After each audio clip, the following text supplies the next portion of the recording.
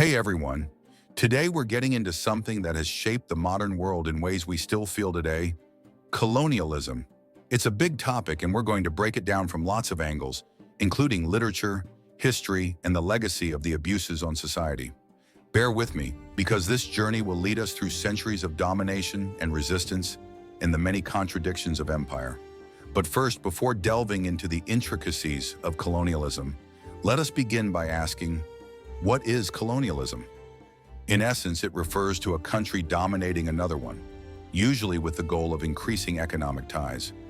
But what makes it all the more insidious is that it was defined as a civilizing mission, the notion that Europeans were shedding light on the so-called dark corners of the earth. Spoiler alert, it was not all sunshine and rainbows. And as we'll explore today, this idea brought oppression, exploitation, and the erasure of entire cultures. Colonialism did not just affect people and economies. It affected literature in radical ways. If you've read Joseph Conrad's Heart of Darkness or Forster's A Passage to India, you know it's often morally complex. It's not solely good guys versus bad guys. This is about power, identity, race, and the ugly contradictions of imperialism. In particular, Conrad exposes the brutal hypocrisy of the so-called civilizing mission in Africa in Heart of Darkness. His journey into the Congo stands as a metaphor for moral decay, for the colonizer and the colonized. However, not all colonial literature is critical. Rudyard Kipling's Kim is an example. Kipling sugarcoats the British Empire by romanticizing India as an exotic land of adventure. But even in his representation, we can glimpse how colonialism continues to flourish through cultural assimilation. The protagonist, Kim, is an Irish boy growing up in India, straddling worlds British and Indian. But don't get too comfy.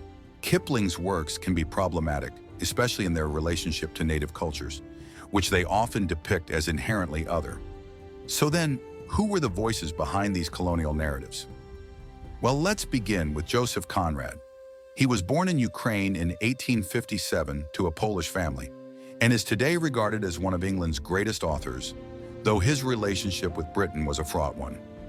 Joining the British Navy, he went to the Congo in 1890, a trip that inspired Heart of Darkness deeply.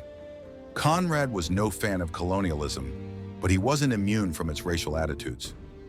One of the most prominent post-colonial writers, Chinua Achebe, later joined in a literature-accented condemnation of Conrad for his treatment of Africans in a saw-them-as-they-are sort of way that dehumanized them.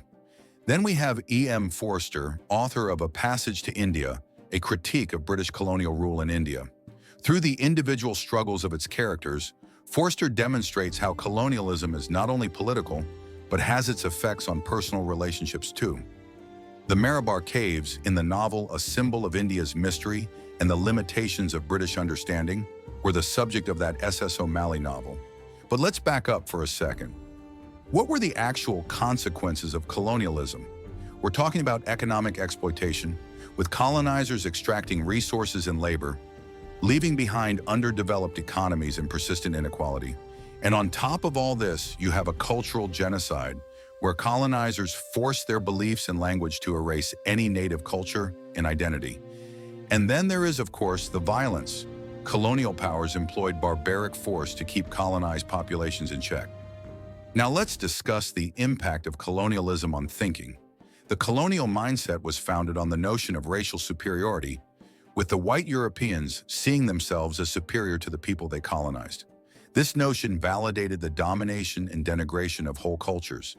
These ideas permeated even writers like Conrad, who were scathingly critical of imperialism.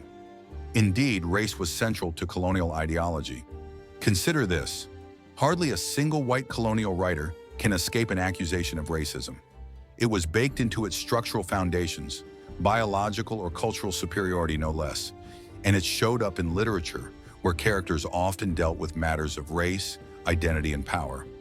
But it wasn't only about race, it was also about gender, and a number of colonial narratives center around masculine and feminine relations. Colonization is often figuratively described as penetration, in which the colonizer is the penetrator, male, and the colonized is the penetrated, female. This skewed distribution of power legitimized conquest and domination.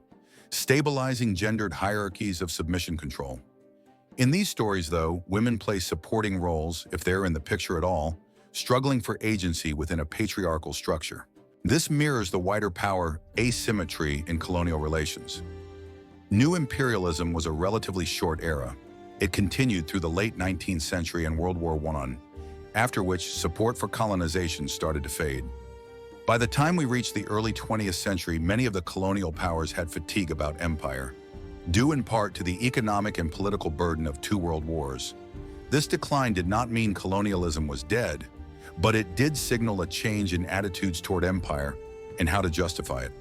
As colonialism has such long-lasting effects, it's necessary to also speak of the strength and resistance of colonized people. Some colonized societies resisted, from Mahatma Gandhi's commitment to nonviolent resistance to Chinua Achebe's efforts to redefine African identity. They fought not just against the physical domination, but also the cultural use of that domination. We are still grappling with the legacy of colonialism today, and scholars such as Edward Said, Gayatri Spivak, and Homi Bhabha have critiqued the cultural and intellectual violence that accompanied colonial control. From a Marxist perspective, colonialism represents capitalist exploitation. Feminist theorists have analyzed the impact of colonialism on gender relations, sometimes to the detriment of women in colonized societies. So what does all of that have to do with us today? Colonialism is not just a passage in time. It's a material force that is still shaping global politics, economics, and plunders. From what we read in the literature to the countries we live in, the traces of colonialism are ubiquitous. It is a complicated, uncomfortable history, but it is important for us to understand if we care to make sense of the world we find ourselves in today. Thanks for following along with this deep dive. I hope this video helped to shed some light on the many different forms colonialism took. So remember to rate, share, and subscribe for more similar content. See you next time.